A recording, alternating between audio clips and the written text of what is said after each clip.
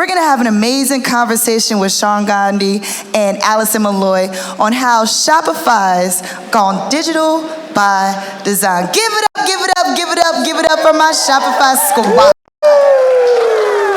It's off to you. Thank you. Excellent.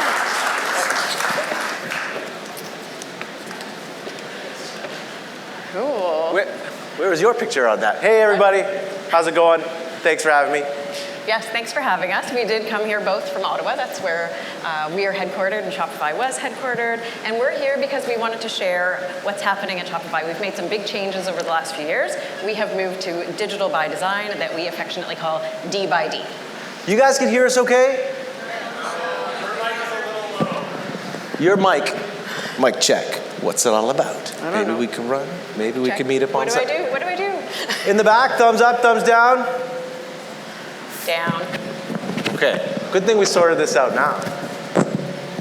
Can you go higher? You can't go higher? I don't know. Maybe we should switch to the hand mic. Yeah! I can hold it? Okay, I'm gonna just yell a little bit until we sort it out. So, straight up, Allison was saying... D by D.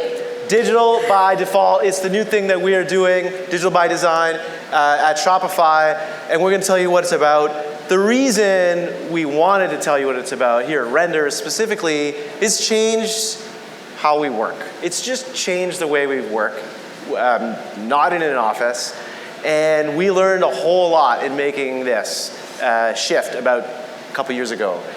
And we figure there's a few tricks we could share. Maybe you guys can share some back, but we're really excited about it. So that's why we're here from cold Canada to very hot Atlanta. Do you have the clicker? Do you want to just... No, you have the clicker. Oh, I have the clicker. This is why there's two of us. I can never find anything in these pants. All right. So, rewind the clock 2 years ago. Y'all know what happened. I think we learned one lesson, if anything, from a work perspective. You don't need an office to have impactful, meaningful work. You can get shit done, and maybe you could skip a little bit of commute on the way. Yeah. Okay. So if I try this, can everybody hear me now? No. What do you want me to do? Yeah? Okay. Okay, so yeah, we have learned that... Come down. Thank you. So we've learned that being remote really gives us this great flexibility, and we want to empower all of our employees with this trust to be able to make decisions for themselves. We don't need the company to make that decision. We don't need our employees to be centered around a location that somebody at a corporate office picked. So we're making a bold move at Shopify, and we have a pretty strong vision that office centricity is over. No more offices. We want to level the playing field, and we want to make it that people can choose where they want to live their life for whatever stage they are in their life. Whether you are starting out, whether you have family, whether you're taking care of older loved ones, or even helping with your side hustle or your family business. We've got people, Shopperfolk we like to call them, everyone's got a name and so do we. Shopperfolk, we have Shopperfolk working off of farms in Ireland or at a cottage or on boats in a harbor. We've got them all over the world, and we're actually very proud of that. And more weird places to come, you'll see. And it used to be that when we would tell people that we had these awesome offices, especially in Canada, we had some pretty top-of-the-line ones compared to other companies, and we had perks like fantastic culinary teams, but then we would tell them that they would have to live in Ottawa, and sometimes that didn't work out great. Who's been to Ottawa? Well, we got hands. We got 4 or 5, some Shopperfolk maybe, okay. It is beautiful. A little chilly. Come visit, but it's cold in the winter. It's hot as F in the summer. It's humid. So yeah, but we're global now, so you can be anywhere you want. Okay, I think this is my slide. The reason we're doing that is because we want to put the choice of where people want to live their life in an employee's hands. And we don't want it to be dictated by when the office lease expires or where we can get real estate or where there's a pool of talent at a particular place in time. We want to level the playing field. So making the shift wasn't easy by any means. And one of the things that we really did was we focused and doubled down on transparency. We previously had a credo that said, do things, tell people. And it's just even more important today because you can't just overhear a conversation in the cubicle next to you. You don't just bump into people in the kitchen like we used to. So now we really have to focus on being intentional and purposeful on making sure we're sharing information with each other all of the time. So, of course, culture is big. And part of leveling the playing field is, so you probably, maybe you've worked at a place where your desk or your office is close to where decisions are made, or wasn't. I got some head nods over there. So like, in person can actually be a bit of an uneven playing field. I remember one time I had the luxury, I was on the benefiting side, I was close to where the CTO lived. I could go run into him for coffee, make decisions, and someone working in a different floor, let alone different city, it's not even. We ended that. Everyone is remote. Even if we have a bunch of people in the same city, we close the offices. But what we're doing instead is we're doubling down on a level playing field that's digital. And we've bought some pretty cool programs that we're trying out, and I want to let's run them through it. Sure. So the first one that's brand new to us over the last couple of years is called Destination 90. And it's really exciting because it means we're encouraging employees to literally pick up, take their computers with them, and relocate somewhere exciting for 90 days, up to 90 days. And it can be wherever they want. And the expectation is that they're going to engage in the community that they're now staying in, and they're going to still come to work every day, but they're going to be invigorated by this new experience that they're having, and they're just going to be recharged and come with all sorts of new energy.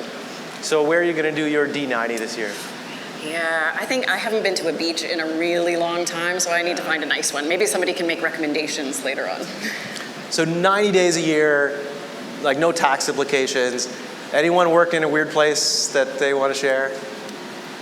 I did a houseboat once, and it was kind of, Wi-Fi was a bit of a problem, but otherwise it was pretty cool. Okay, when I joined Shopify, and it's barely been a year, one thing that took me back was every week they do a digital town hall. And the founder, the CEO, the CIO, they make time and space to tell them what's on their desk, what they're working on, and ask questions. And I've worked at a few places, those are quarterly. So there's a huge investment to bringing everybody together in a town hall like this, but digitally, and flattening that conversation so everyone can speak. And that investment, man, it changes things. It brings people together. It makes it feel like a community. I'm glad we do it. I'm curious how you guys do it. Yeah, and everything we do, including those weekly town halls, is of the highest production quality.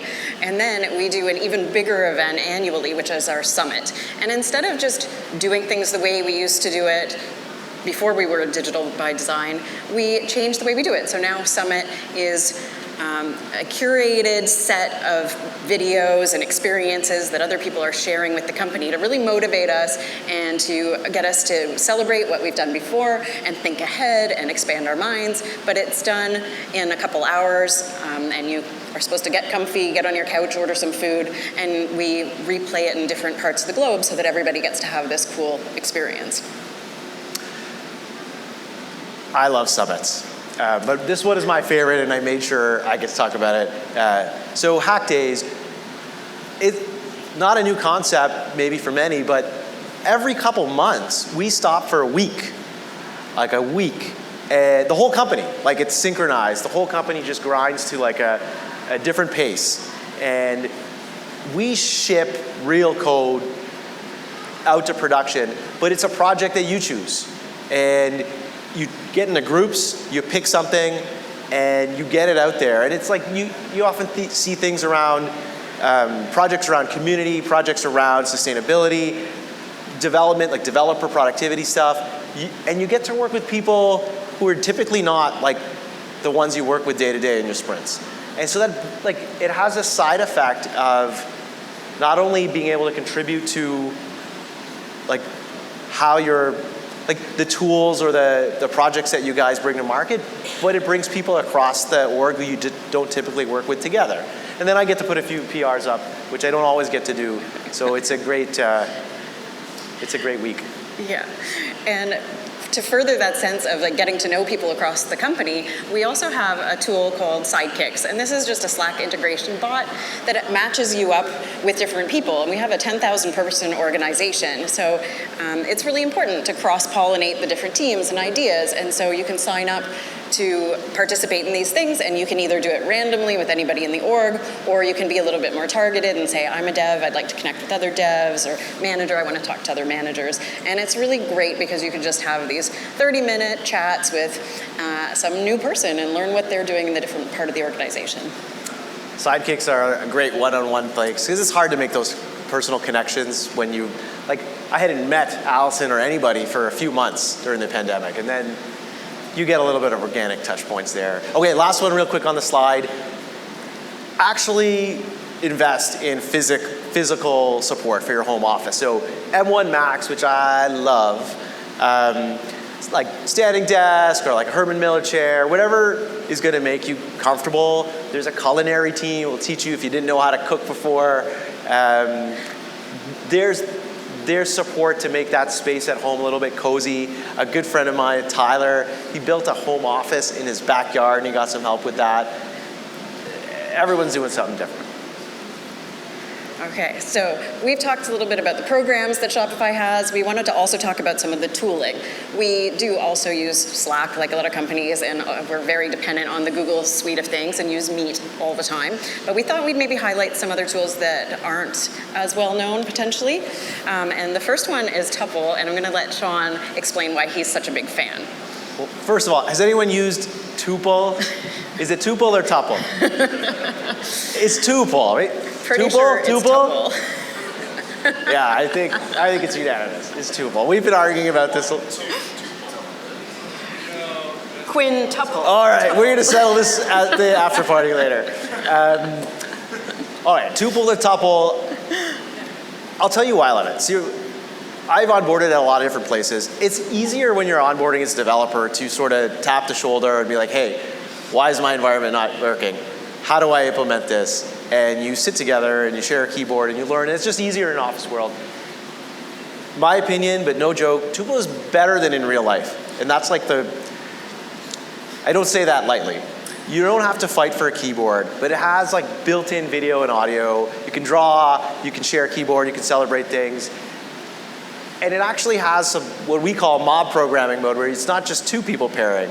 It's 3 or 4 people can swarm on a problem, and it just accelerates onboarding. But we don't do it just in onboarding. It's sort of like day to day. So I'm a big fan. Yeah, pair programming really accelerated my ability to learn everything when I joined Shopify, and it's heavily encouraged. We just love it. It's like togetherness, but also learning, whether you're new or you're new to a team or you have just a really hard problem and you want to put your heads together. It's great. Another one that we wanted to highlight was something called Fellow, and it's integrated with our calendar apps primarily, and it allows us to track meeting notes and also get 360 feedback from other people, and it's just a really good tool for keeping track of a history of what we've been up to, and you can preset agendas and all sorts of good things like that. Geekbot is another one. So Geekbot is this one where if you've got it, so because we've opened up D by D and we hire anywhere in the world, guess what? It's a little hard to do the stand-up in the morning. And I used to be a bit of a purist with Scrum. I love my sticky notes. I'd rather get together. What did you do yesterday? What are you doing today, tomorrow? What do you need help with?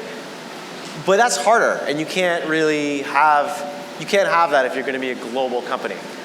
But there's this like halfway point that I found with Geekbot where it'll just Slack you async and say, hey, what are you going to do tomorrow? What do you need help with? And the whole team does it async, so it gives you that organic touch point still. You still know what your team is up to, but you're not all finding those 15 minutes that make no sense between Australia and New York, right?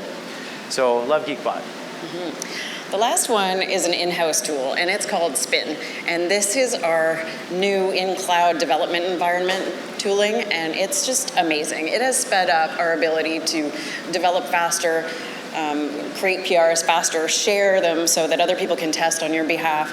It just does so much magic. You can configure it so that it's got different setups. So if you're a web dev, you might run one setup. If you're a backend dev, you can run a different one. It just brings up all the pieces for you. You don't have to worry about it. We're adding to it all the time. It's pretty amazing. My favorite thing to do is fight with my development environment. So Spin is all in the cloud. You just click it. Sometimes I wonder if we really need the M1 now because it's all up in the cloud. But I love it. You never need literally my power on my Mac died just before this thing, but it doesn't matter. It's all in the cloud. So big shout out to our Spin team if you guys are going to watch. We don't have that hot fan noise all the time anymore, so it's good. Yeah. All right, so office centricity is over. But in real life experiences are far from over. And Shopify, we really understand that just because you're remote and you're not with your team all the time and you're doing great work at home doesn't mean that those bonds that you forge are not important. And in fact, they're maybe even more important than ever because we don't get to do it all the time. And so what we do is we come together on purpose for several days at a time, and we call those experiences bursts. Okay, so what's a burst? So bursts are catching on like wildfire at Shopify. As Allison said, in real life is not over, not at Shopify, not anywhere. And bursts are highly intentional, highly engaging, like weeks where you come together and you swarm on a problem with your team. You align, you get shit done, you ship code, and you come out of it having moved the ball a way further than you might have otherwise done if you weren't in person. Typically you're 3 day, fly in on a Monday, come out on a Friday, but the idea is you are connecting with those on your team, everyone, all the stakeholders involved in a problem, and then you're having fun in the evening, whether you're Allison and I went out to an aquarium in Toronto, had a little bit, maybe too much fun. A lot of Allison and I up here. But you get together on the beach, roasting marshmallows, back to work. It's an accelerated way to bond with a team that you may never have met before. So really important in a D by D world. Yeah, and I don't know about the rest of you, but I am certainly not an event planner in my side hustle. So what Shopify has done is instead of having all of us have to be experts at planning these activities, is that we've created tooling and teams to do it. So we actually have a bursting app, and now you can just sign up on the app when you want your team to get together, and it will assign you a coordinator from our bursting agency, which is a whole team of people who actually do this for their primary job, and they make sure that we have a really good time and that we just get to focus on what is the work that we actually want to do when we're meeting together. And we don't have to worry as much about the where is it going to be, what are we going to eat, where should we sleep. And that's actually not even to be understated. You want to do a burst, get the app, then it's like a travel agency. They just take care of it for you. Where do you want to go, when you want, who's going, everything gets taken care of, and it takes the planning out of it. And those guys are like superheroes. So big shout out to the burst team. Shout outs now. Okay, clearly we're big on bursts because they're so popular, because we're finding so much value in them. We took it another step further. We added the idea of ports. So I think right now we have 8 ports around the world. Everything from a loft in Toronto to a castle in Normandy. We've got one at Laguna Beach, even one in Singapore. And the idea with a port is, so this is not your hotel desk spot to come and work. You won't find a laptop with a monitor and a keyboard. It is a space designed from the ground up to collaborate. So it's got a staffed kitchen, like everything you need to eat and drink, all the whiteboard space, digital design, for you to come together and just be in the moment as opposed to be worrying about the facilities around you. It is dedicated for bursts for Shopify, and they're pretty dope. Yeah, we have some photos here of some of the insides of some, and I think I mentioned before that we used to be known for our offices, and these ports are bringing some of that back to life for us, which is really fun for those of us who had been in the office previously. They're just cool and fun, and they're often located in a downtown core of a city that we want to visit, and that means we can During our burst, we can go visit merchants if we'd like. We can go to experience things in that city. So whether that's an aquarium, like Shawn mentioned, or we went to a museum when we were here in Atlanta a little while ago, and just great things. And the ports, I first thought when I went that spending a 10-hour day or something in the same place would be pretty tedious, but it's really exciting. They've done such a good job of making sure that like your breakfast and your work and then your lunch plans and your afternoon are just fantastic. You have your own barista in there. Yes, several baristas if you're lucky. Yep. So, we've talked about a few things. We talked about bursts, we talked about ports, we talked about how we're moving to digital by design. This is really all about giving employees, people who work here, the ability to choose the life that they want to live. If they want to work in the mornings, they want to work in like different places of the world, we can now get a lot more of a global workforce than we could ever have before. And the reason that's even especially important to us at Shopify, our mission, which we're centering around now as opposed to headquarters, is about making commerce better for everyone, not just big box stores. And to do that, to have the empathy to understand how commerce works, not just in New York City, but remote places of the world, we need voices and people from different parts of the world.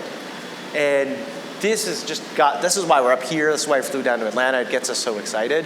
So I don't know if you guys are thinking about your work, like your customers, but going broad, going digital, it's helping us. It's changing the way we recruit. It's changing our pipeline. It's changing the faces that come to the table to help us make the decisions that we make that goes into our product and what doesn't go into our product. So, big fan. All right, well, let's talk a little bit on the impact it's actually had on our talent pool. So over the last couple of years, since 2020, we have actually doubled our workforce. So that's kind of crazy. We had to more than double our talent folks to be able to support this. Some people are shaking their heads over there at how crazy that is. And also, it's enabled us to really hire across the globe. So now we're in 18 different countries. You'd be hard pressed to find a province or state that you can't work in at this point in time. Okay, we're just about to close this up. There's one thing that we didn't touch on, well, there's many things, but one in particular is not just about attracting talent, but growing talent, especially in a digital world. It's important. We want to be able to give opportunities for folks to treat their career as entrepreneurs, much like we enable and nurture merchants to grow. We want the same for our employees. We never prescribe to merchants how to build their store. We just give them the tools and the guidance on how they might do that and try to make the right thing easy to do and the wrong thing hard. And it's the same with our employees. We give them the tools and the ability, and Al, I think I'm taking your talking points. So just like we talked about the mobility that we're providing with where people can live, we also provide like a career ladder mobility. And so we want people to make the right decisions for them. I think this really speaks to what's core of Shopify, which is trust. We trust the people that work there to make the right decisions. So they can figure out where they want to live and raise a family. They can figure out where they want to travel to and work from to get their experiences. They can also move around the company, and we provide coaches and we provide mentorship programs, and we just want the right people in the right place, the right role at the right time for them and for us. Right on. So I think we're coming to a close, actually. This is the last slide. At the end of the day, if you took anything away, for us, office centricity is done. It's over. We leveled the playing field, and we couldn't be happier. And that doesn't mean not in person. That means more focused, more intentional in-person meetings with a whole lot of flexibility on the backside. And I would love to talk to you guys afterwards to understand how you guys are doing it. We haven't figured everything out, but we're learning, and I wanted to share. Hopefully you guys get a sense of how we think. And with that. Yes, thank you so much. We are really excited about this. I hope you are too. Thank you. Right on. It's not the first time and not the last time you heard it today, but yeah, we are hiring Ask me where. Nobody asked me where. Everywhere. We're hiring everywhere, from wherever your house or desk or boat is. That QR code is going to get you wherever, into our recruiting pipeline. We're around. We're going to be here today, tonight, not early tomorrow morning, because we'll be having a lot of fun tonight. You can get a hold of Allison and I on all the regular channels. And thanks a lot. All right.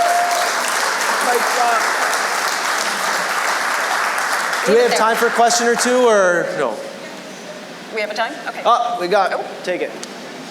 Go for it. Okay. So I think that as a manager, something that's really challenging is basically balancing when you're trying to move to a remote model, is balancing.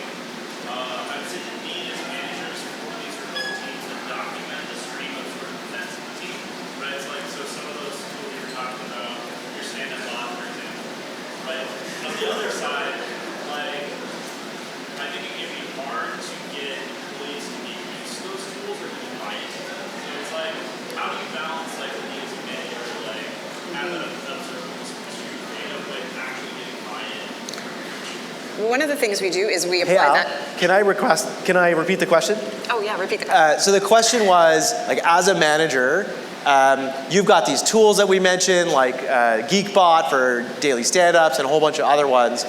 But how do you get buy-in from folks to say, hey, like, this is a tool worth investing in to make data transparent. It does take more time, more effort out of the day.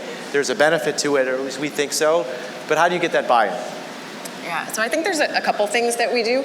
One is all the teams can behave differently. We don't actually prescribe the same way of working. And so as a manager, you can work with your direct reports and your team to really figure out what is the best fit. How much overhead do you need versus not need? And the other thing that we do is we mentioned a few tools that we build and we keep iterating on. There was one we didn't even talk about, Vault, but we have some tools that we use to actually do our process management and project management, and we're continuing to evolve those tools also to be lightweight but provide the visibility that people need to be able to continue the work. Can I just underscore, but Allison nailed it. We actually don't prescribe anything at Shopify. It's a change from where I've worked. I've worked at regulated industries and banks and so on. So you don't have to use any tools here. So if folks don't find them useful, they don't use it. But we are finding that they are used heavily. Yeah. Who else? I saw some hands.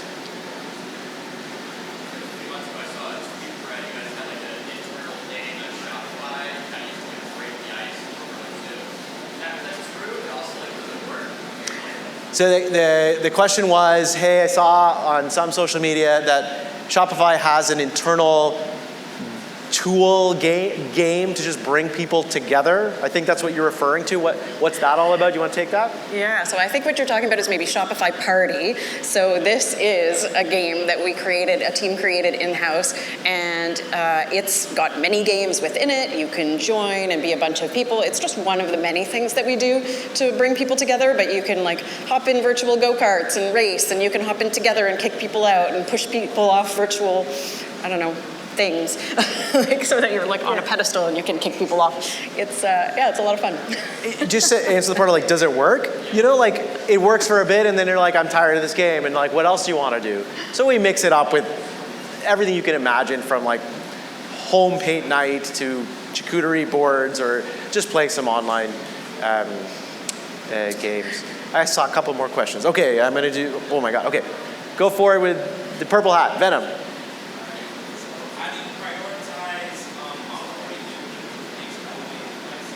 Ooh.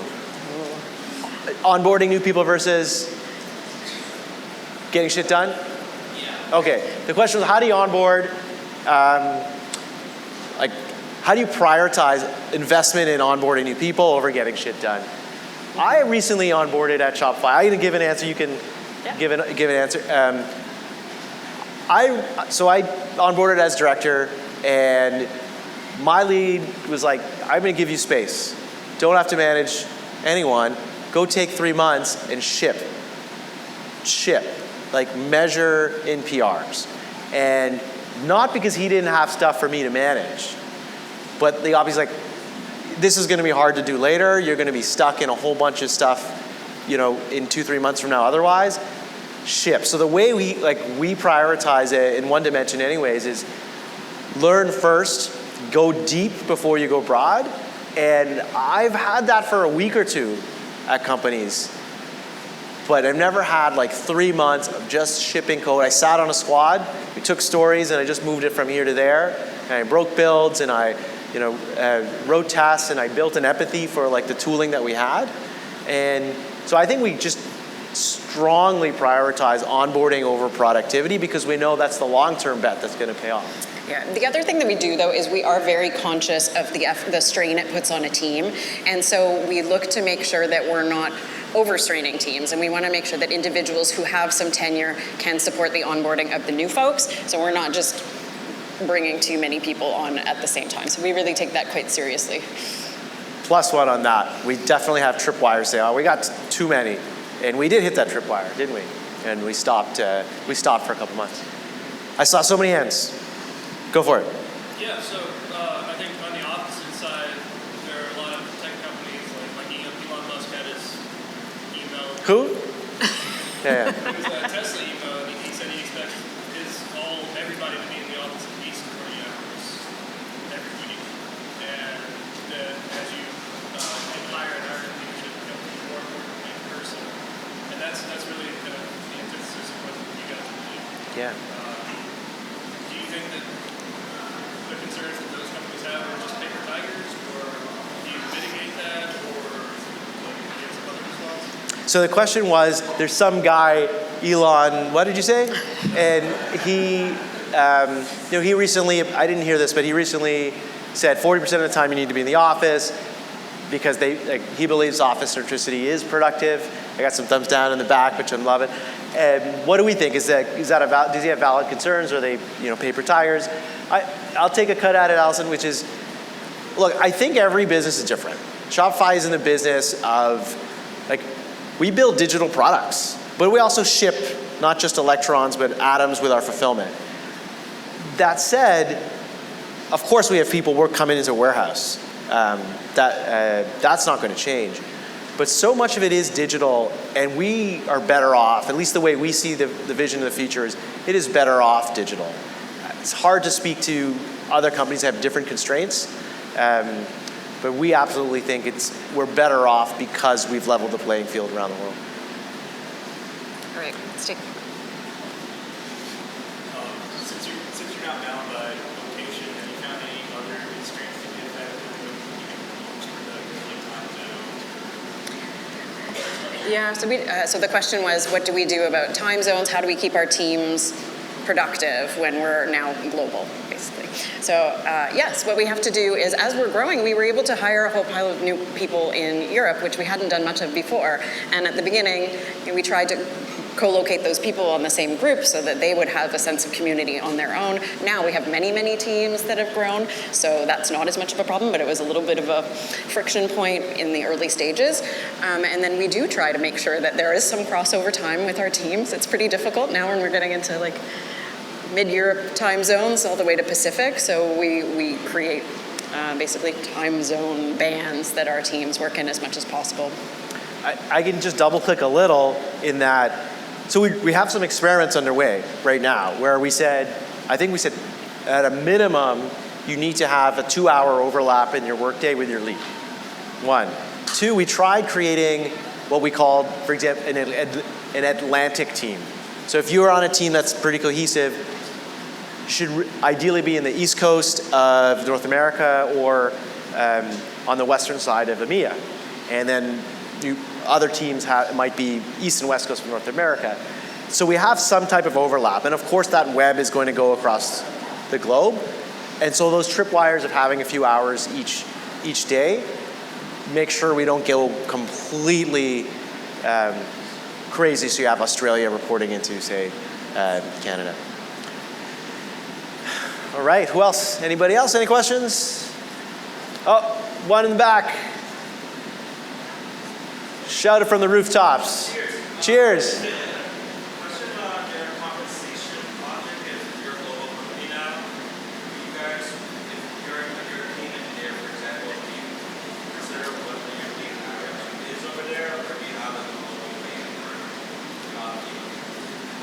So the question was, do we think of compensation now as a global flat framework, or do we do based on like cost of labor, which is fairly traditional? So the short answer is we're slightly moving the needle away from like a cost of labor model, but we are in the middle of actually evaluating our compensation framework to make it not only more competitive but more global in nature. That can be things not only around pay in different areas, but how much of that is base versus equity. And so we're actually in the middle of a really big rethink of how we do comp, which is pretty exciting. Okay, anybody else? Guys, thanks so much. Come party with us tonight.